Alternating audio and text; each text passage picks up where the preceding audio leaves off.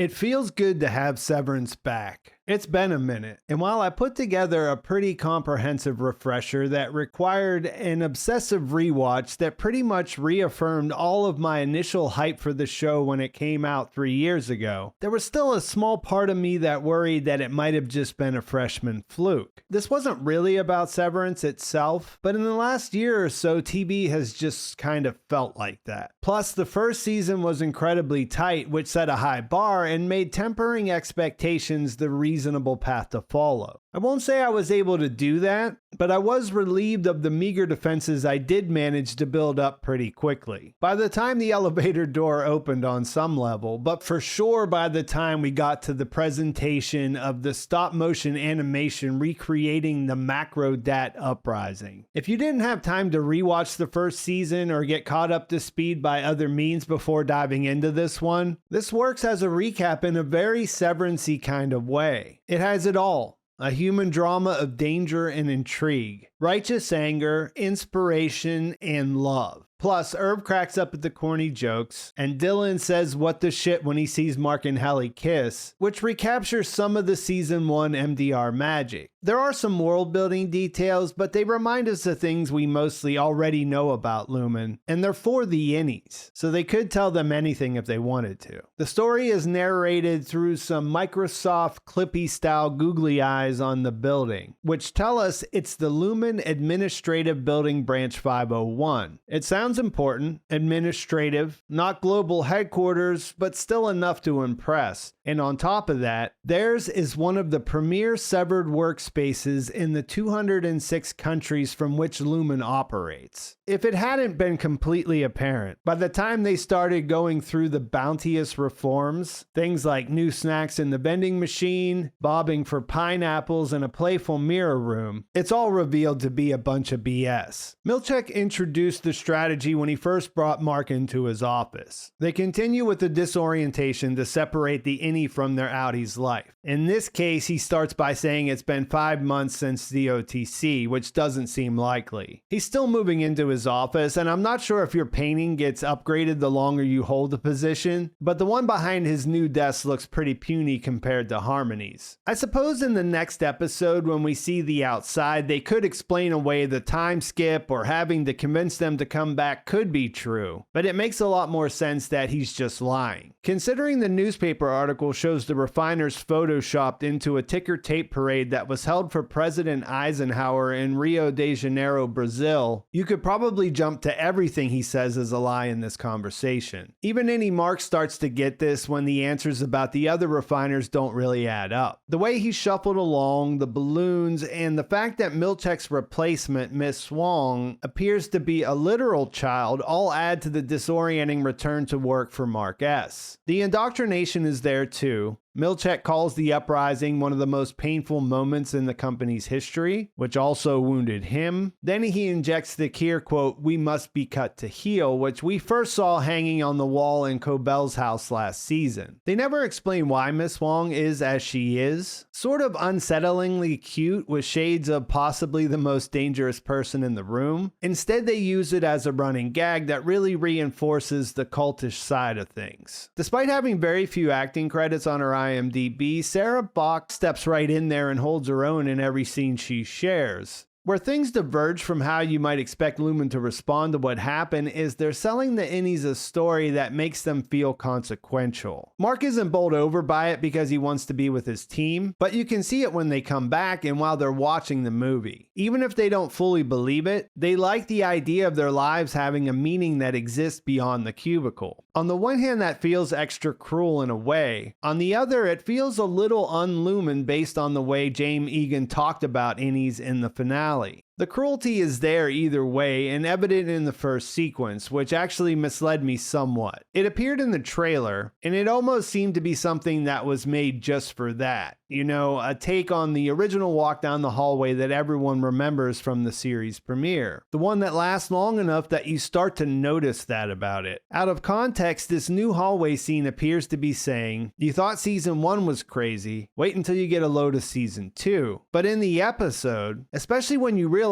this is one that deals exclusively with the innies, it highlights the horror of a life lived on the severed floor. In the original walking down the hall scene, Mark goes from crying in his car to not knowing why the tissue's there whenever he finds it. His innie is easing into his day at the office and is pretty okay with it. Of course, the 1-2 punch of PD leaving unexpectedly and his replacement being Helly will change all that. But in the walk this time, Mark is just waking up from being outside for the first time, where he learned that someone he met on the inside was married to his Outie. There's a bit of a how do you put the genie back in the bottle situation going on. And even though the music is really catchy and the camera is doing all this amazing stuff, it's really not fun. And that's summed up really well when he finally heads to wellness and finds that it's no longer there. The way it's not there stands out too, because they whitewashed the name in the hall and filled in the doorways, which makes it feel like it's being erased rather than they're just renovating that part of the office normally. There's also a brief but haunting appearance of a man wearing a suit that shows up behind him. You can't see much by design, but it's clear it's not Milchek or Wong, and we know Grainer is dead, so this feels like something that will turn out to be important later. Maybe this will provide an answer to who helped implement the OTC when they woke up Dylan last season as well. To bring some balance, there is fun with the new team of refiners he finds when he returns to the MDR department. The show recreates the feeling of meeting the original team for the first time when he walks in, and manages to make each of them quirky and memorable even though they don't last until the end of the episode. We never even learn the name of the man who mostly speaks Italian.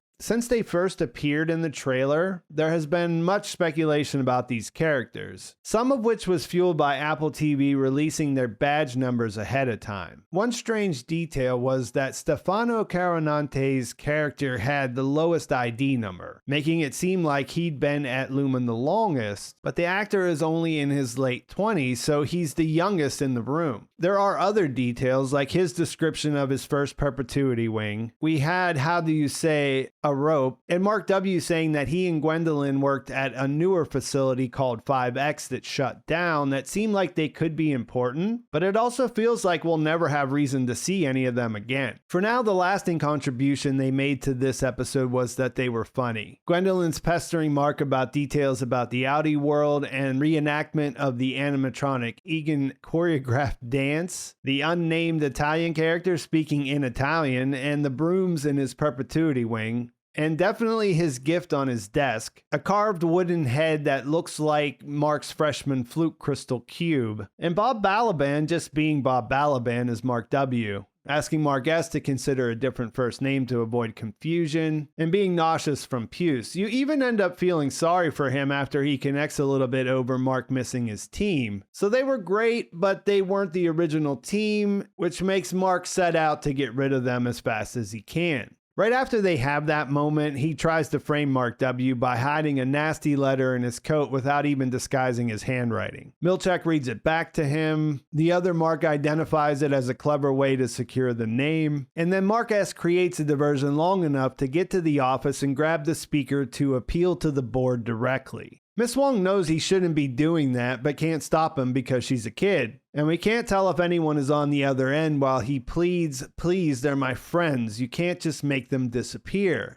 Milchek is furious and makes it plain that the board doesn't converse with innies while saying that he thinks his Outie's fame has gone to Mark's head. He puts him in the elevator and doesn't answer when he asks if he's being fired. Since we don't go outside at all in this episode, he comes right back out of the elevator to see a new painting hanging there. It depicts Keir with the sword bending down to touch the forehead of a man who's buried up to his shoulders next to three others, with an army in the background. A notably unstaggered Dylan, who is just waking up from the OTC, comes through just a few seconds later and reads the title, "Keir Pardons His Betrayers." He didn't expect to come back, but is still upset to hear they'd been replaced. But once he finds out Cobel is gone and Milchek took over for her, he seems more upset about his belt getting cut than anything else. They hear Irv, who is continuing to bang on the elevator door just as he was on Bert's, and he looks devastated to see he's back at the office. He wanders off, and that opens the door for Dylan to deliver one of so many great lines when he asks, "What's wrong? Are you poor up there?" before following after him. That leaves a second for the tension to build up for Mark before Helly comes running out. He hugs her and says he was so worried. He repeats the story about it being 5 months later, and they run back to the office where Irving is groaning in the bathroom. It doesn't really make sense to them, just as it doesn't make sense to us. Why would the board agree to his demands, and why would Helena let them wake Helly back up, knowing what a liability she is? I don't think we get the answer to that question in the episode, but I guess, come on, this is the team, and we sort of need them all to end up back there to have a show, right? And you really wouldn't want to complain, because for now, we're officially back, and from there, Miss Huang comes in to escort them to the break room where Mr. Milchek is waiting. There it appears the story is true. They're not in trouble, and the break room has been converted as part of the Severance reforms. This is where he shows the stop-motion movie about how the 4 brave heroes from MDR changed Severance forever. Later, Dylan will call it out for what it is, a massive-ass head game, but as I've said, you also see that they're a little caught up in the experience. Milchek gives them a spiel about removing the cameras and microphones, and saying it's their choice, not their innies, on whether or not they stay. Seth does his thing, and he's good at it, so it's convincing, but he also knows the other option is not to exist. The set decoration stands out here, with the retro RGB projector taking up so much of the small space, and the posters hanging on the wall, including the hang in there one with Dylan activating the OTC. With the band back together and the short interlude with the other MDRs out of the way, and that's not even to mention the 3-year break between seasons, what you want is for the show to understand what the viewers are thinking about and start to deliver on the questions it left us asking. Adding to the mysteries is fine, but give us something for having this show living in our heads for so long. Since everything else fell right back into place, that's what I was really hoping for when they were finally alone, and to my delight, the show got right to it. After Mark blows their minds by telling them he knows Rick and Hale, and that they both know Cobel, he tells them about the wedding photo. He explains that his Outie's wife died a few years ago, and the woman in the photo was Miss Casey. It's not his wife, it's his Outie's wife, but she's dead, and also, he's sure it was her. And when he went to check, wellness was gone. So no beating around the bush, the Miss Casey thing is out there and they're on it. When they're alone later, Helly asks if they looked happy in the wedding photo, and he clarifies that things never felt that way between Miss Casey and him. When Helly asks what he'll do, he says he has to get her out of there if she's his wife. She agrees because yeah, but adds assuming that she's still there, and reminds him she's technically his Outie's wife, strictly speaking. There are mixed feelings involved, and when he says it's mushy because they're the same-ish person, she shoots back right away saying that they're not the same. She doesn't think they owe their Outies anything, but Miss Casey is one of them. If Mark wants to help his Outie and find out what happened to her, then she'll help.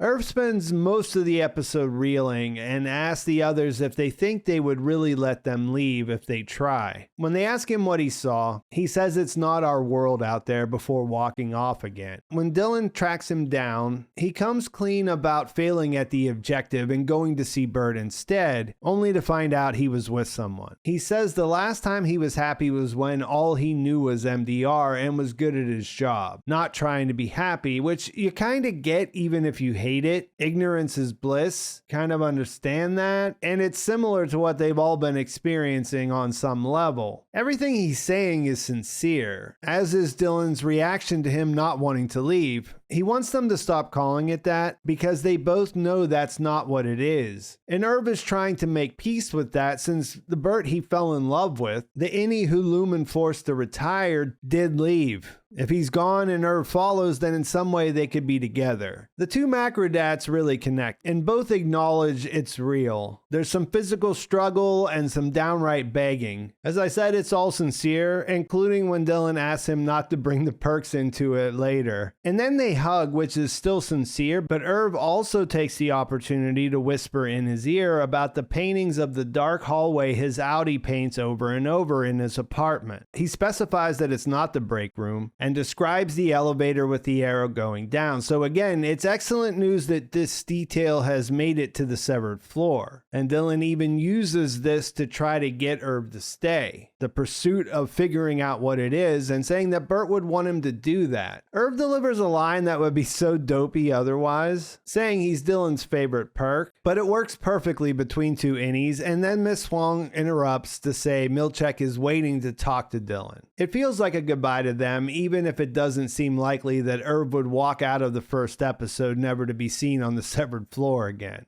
Harmony Cobel doesn't show up in the episode, but her name haunts Milchek on his welcome screen. He's stressed doing damage control throughout the episode, and this really seems to bother him. You can't really feel bad for him when you see what he has planned for Dylan, who comes in with the belt on his mind, but is pretty quickly steered away from that by hearing that his wife's name is Gretchen. This leads to him taking the refiner, who just had this critical moment with his coworker, who he doesn't want to see leave, into the back room where he dangles the plans for the new Outie family visitation center in front of him. He's using it as a wedge since Dylan is the only one who would benefit from this new perk since the rest of MDR are all single. It's pretty dirty, but we also know it'll be effective since we know how much the idea that he had children meant to Dylan. There's a shot of Wong at her desk, and I'm not really sure what the significance is. At first I thought she was playing a game on her computer, which for whatever reason is a little smaller than everyone else's. She's moving circles around, and it just says main level at the top with a bunch of symbols in a different row. When Dylan walks out, she reaches into her top drawer, pulls out a Kier-themed water hoop game, and starts playing that instead. This is something I'll just tuck away in the back of my mind for now because I don't have a great theory as to why it's there. While she maneuvers a red ring over Kier's hands, Seth stares at the Miss Cobel message again before turning off his computer. Two other significant things happen in this episode. First, you probably noticed I completely skipped over Helly's decision to lie about what she saw when she woke up outside when she was asked. I did that because the idea that Helena would come into the office in her place instead of waking Helly up again has been out there since the trailers came out. This has been something I wasn't sure about personally. People felt strongly that there were signs this is what's happening based on the performance, but I sort of just didn't want that to be the case because of the obvious problem of the Helly we spent the first season rooting for now being effectively dead. It does make sense. This is one of the biggest questions I had after the finale. Why would she ever wake her back up after what she did, and how she and her father seemed to be so against seeing the innies as people? When she lied to the team, that just doesn't seem like something Helly would do. She hates her Outie. She went as far as trying to take their life to get back at her. So I don't think it's been set up that she would lie about what happened because she's worried that they wouldn't accept her, or however that thinking might go. I do think this is probably Helena, which is such a dirty move since she can manipulate the other innies in a way that didn't seem possible last season. But I have to give a lot of credit to Britt Lauer because everything else aside, I think she makes it really hard to tell. If it is Helena, which I think it is, I'll have to wait and see because I saw this early, but I think most people will agree, then there almost has to be a twist because it's not even hidden that well compared to the Secret Egan plot. Having not seen what happened after the gala, something we know from the trailers should be coming, it's hard to speculate beyond that. Finally, we get this final sequence in which everyone returns to MDR. Everyone stays, including Irv, who comes in last just to make things a little more dramatic. Dylan is having a day, I guess, but pretty sure he'll be conflicted from here on out, even if Irv's return is a big relief. There's music and the camera moves all over the place. They settle in and get back to refining. Things end on a relative high note as the unnamed Italian man's wooden head gift is tossed in a drawer. Then, just as Mark is looking pleased to have his team there and things back to normal, his screen flashes to reveal a different version of it that has Mrs. Casey's face there. The way I interpret things is that this flash is for us and not something that Mark sees himself. Based on what we know, it appears to show that the mysterious important things they do in MDR are directly related to balancing the tempers of the subjects on the testing floor. I suppose this is what they see on their screens down there or something like that. It doesn't solve the puzzle, but it's something, and of course the episode cuts out there. So this was a really great start to the season. Keeping things contained to the severed floor presents some pretty big questions, but I assume that those will all be answered next episode, or at least some of them. I think it's really promising to see how much they responded to things that, like I said, they've set us up to be thinking about. They're not just throwing mysteries out there for the sake of trying to surprise us over and over again. It doesn't feel like that anyway.